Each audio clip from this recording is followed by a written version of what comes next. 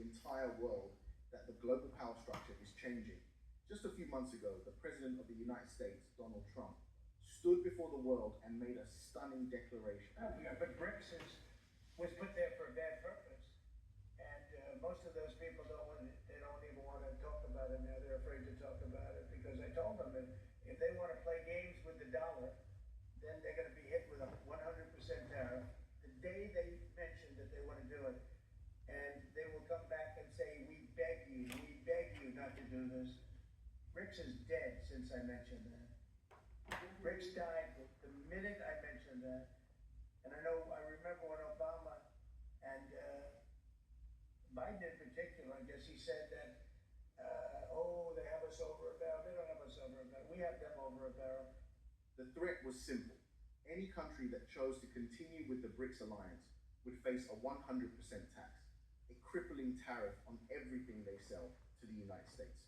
For the last century, a threat like that from an American president would have been more than enough. It would have ended any summit. It was designed to force countries to back down, to break ranks, and to obey. In the old world we all grew up in, those countries would have had no other choice. But this is not the old world anymore.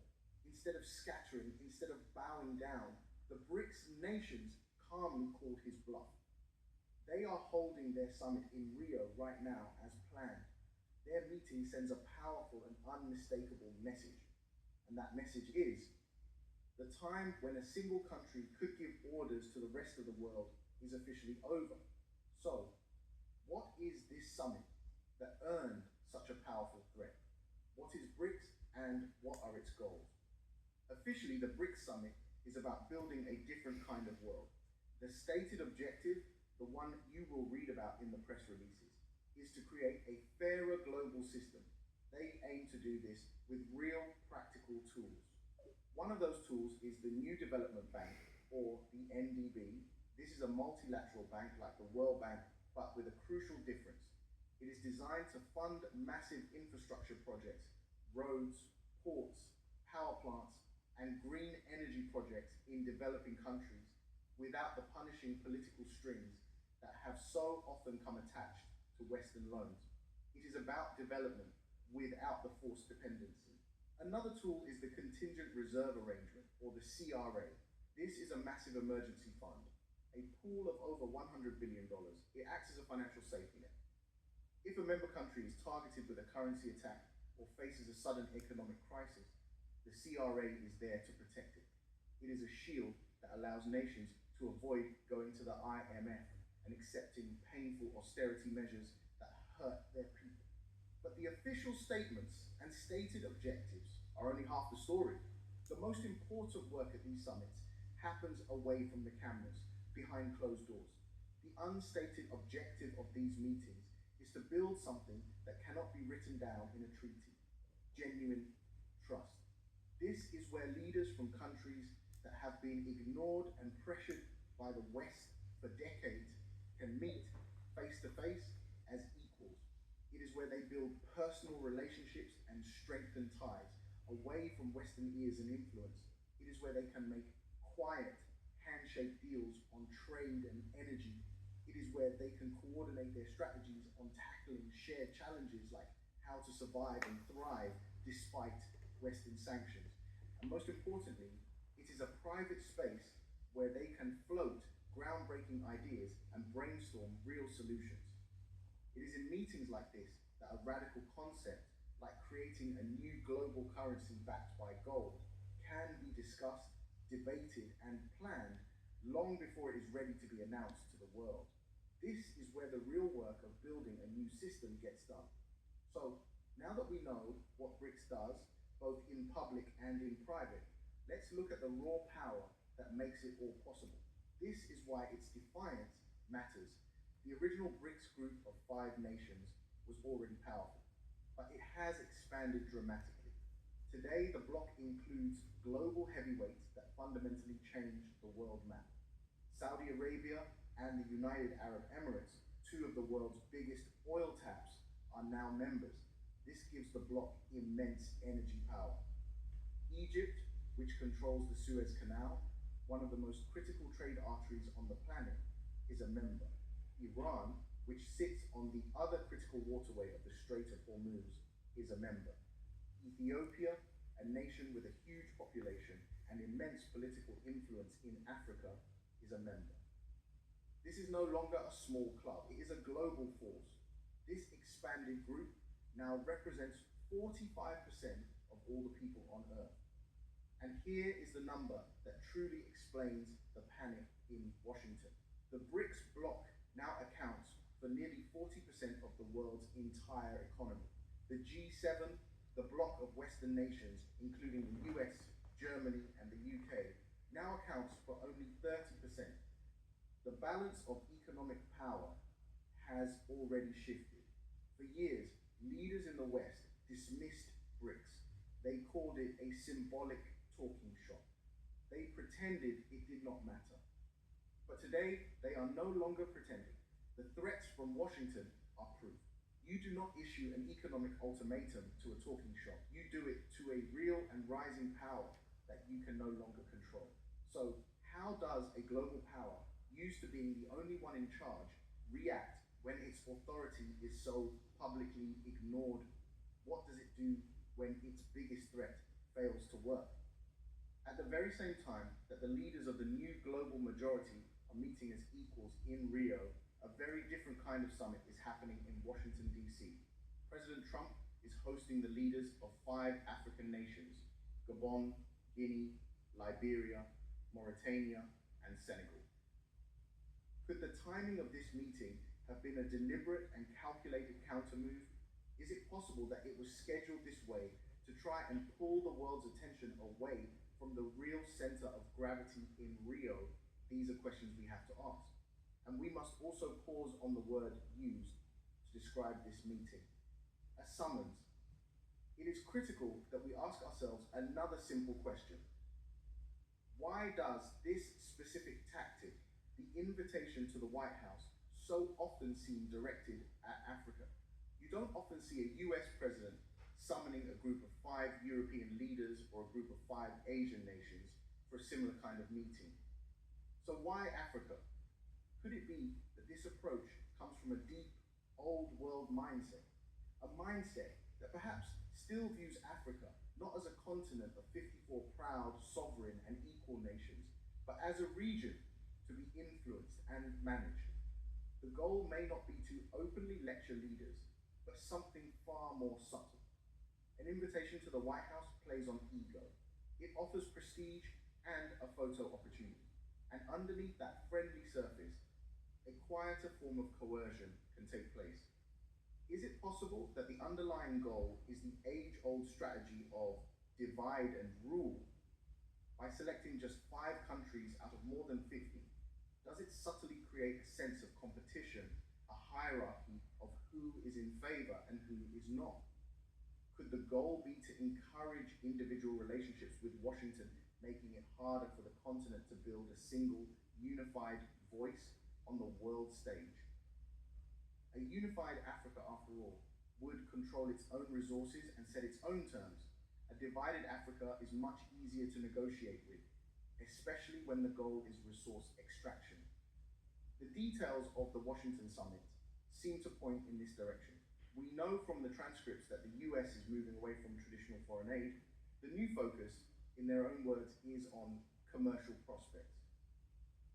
We even know that the new measure of success for American diplomats in Africa is the commercial agreements they broker.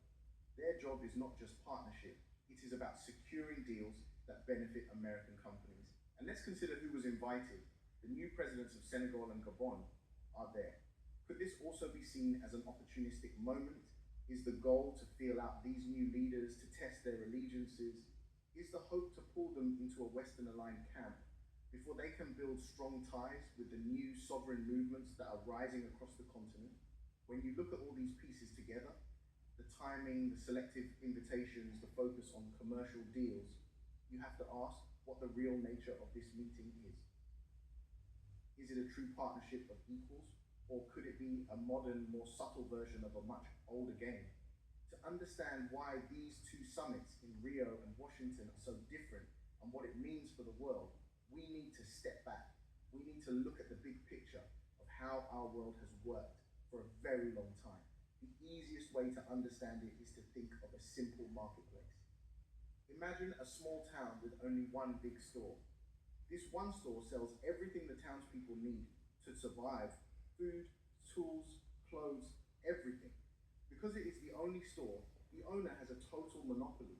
He can do whatever he wants. He can set his prices as high as he likes. He can sell low quality products. He can be rude to his customers, and there is nothing the townspeople can do about it. They have no other choice. If they want to eat, they have to shop at his store and accept his terms, no matter how unfair. He never has to innovate. He never has to improve. He has all the power. For the last 70 years, for most of the world, the United States has been that one big store. It was the center of the world's financial system, its military power, and its political influence. For countries in the global south, in Africa, Asia, and Latin America, there was often no other choice. If you wanted to trade, if you wanted loans to build your country, if you wanted a seat at the global table, you had to go to the store in Washington. And what was the product they offered? The transcripts tell us it was often a system of neo-colonial policies. The product was loans from the IMF and the World Bank that came with very painful strings attached. These loans often forced countries to sell their valuable assets, like their water or power companies, to foreign corporations. They forced governments to cut spending on health and education for their own people. The product was political interference in the affairs of other nations. And if you ever stepped out of line, if you ever tried to choose your own path, the product was punishment. The threat was always there: crippling economic sanctions that could bring your country to its knees. It was a bad deal, but for decades, it was the only deal in town. Now, imagine that one day, something in that small town changes forever. A brand new store opens up across the street. This new store is the BRICS Alliance. The moment this new store opens, the most important thing in the town changes. The customer finally has a choice. The townspeople are no longer powerless. They can walk out of the old store and see what the new one has to offer. They can compare prices. They can compare quality. Suddenly, the power shifts from the store owner to the customer. This new store, BRICS, is offering a different kind of product. It is offering partnerships that it claims are based on mutual respect and equality. It is offering development without the painful political strings. It is offering a vision of the world where there is not one boss, but many partners. This competition is good for everyone in the town. It forces both stores to be better. It forces them to innovate, to offer better deals, and to treat the customers with respect to win their business. The entire town benefits from having a choice. The stagnation is over. The customer, the global south, is finally in the driver's seat. So how has the owner of the old store, the old monopoly, reacted to this new competition? Did he decide to improve his own business? Did he try to offer fairer prices? Did he start treating his customers with more respect to try and win back their loyalty? Instead of competing fairly, the old monopolist is trying to bully his customers. He is standing outside his store, shouting threats at anyone who dares to even look at the new store across the street. This is the 100% tariff threat. It is an attempt to scare the customers away from the competition. He is spreading rumors, telling everyone that the new store is weak and is going to fail. This is what we hear when President Trump declares that BRICS is over, and he is trying to pull a few old, loyal customers aside and offer them a special exclusive deal to keep them from leaving. This is the Washington Summit with the 5 African leaders. It's a tactic to break up the customer base, to prevent them from realizing their collective power. This is not the behavior of a strong, confident business owner who is ready for a healthy competition. This is the behavior of a failing monopolist who is terrified of losing his grip on power. He knows deep down that he can no longer win based on the quality of his product alone. So he has to resort to threats, bullying, and tricks. It is the rage of losing control. To compete in this new global marketplace, the BRICS Alliance knew it had to offer real products. It had to to build a new system, a new architecture that countries could actually use. And that is exactly what they have done. First, they built their own banks. The New Development Bank, or NDB, is their alternative to the World Bank. Its purpose is to fund the massive infrastructure projects developing nations need, the new ports, the power grids, the railways, but without the heavy political strings that have so often been used to control them. It offers a path to build without having to bow. Then they built a shield. This is the Contingent Reserve Arrangement, or CRA. Think of it as a collective insurance policy for all the members. It is a $100 billion emergency fund. If any member country is targeted with a currency attack, or if it faces a sudden financial crisis designed to weaken it, the CRA is there to protect them. This is crucial. It means nations no longer have to run to the IMF in a moment of crisis and accept a punishing bailout that hurts their own people. This shield breaks a long cycle of financial dependency. These tools are so powerful and so effective that even senior leaders in Washington are now starting to admit out loud that their primary weapon of global control is becoming users. Today, Brazil, in our hemisphere, largest country in the Western Hemisphere south of us, cut a trade deal with China. They're going to, from now on, do trade in their own currencies, get right around the dollar. They're creating a secondary economy in the world, totally independent of the United States. We won't have to talk about sanctions in 5 years because there'll be so many countries transacting in currencies other than the dollar that we won't have the ability to sanction them. Let's break down what he just said. First, notice the incredible arrogance, the casual way he talks about the United States having the ability to sanction other countries, as if it is America's natural right to control the global economy and punish anyone who disobeys. That mindset, that assumption of power, is exactly what the rest of the world is now rejecting. But the real story here is not the arrogance, it is the admission of weakness.